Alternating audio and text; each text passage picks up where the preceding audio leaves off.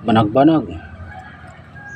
Paborito gyud kaayo sa mga protestante ning pagsimba sa larawan. Kay lagi ang mga Katoliko kuno nagsimba sa larawan ni Kristo. Muna ilahang paborito kaayo. Nagsimba.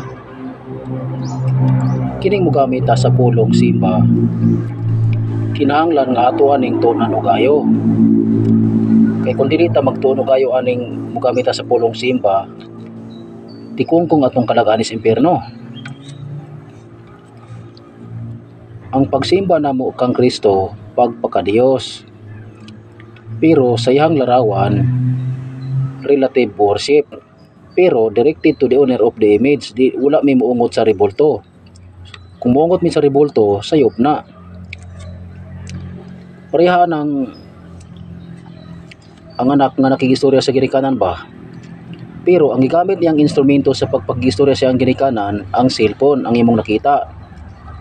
Ang imong nakita ang cellphone nga mo yang gigamit sa nga instrumento sa iyang pagpagistorya sa iyang ginikanan. So mao na. So kami usab nakigistorya sa Dios, nagatubang mi sa larawan, pero wala mi makigistorya sa larawan kundili directed to the owner of the image. Wala may muungot sa larawan. So ingon ni ana, ang pagsimba namo kang Kristo pagpakadiyos. Pero sa image sa butang relative worship. So ingon ni ana, ang larawan instrumento lamang.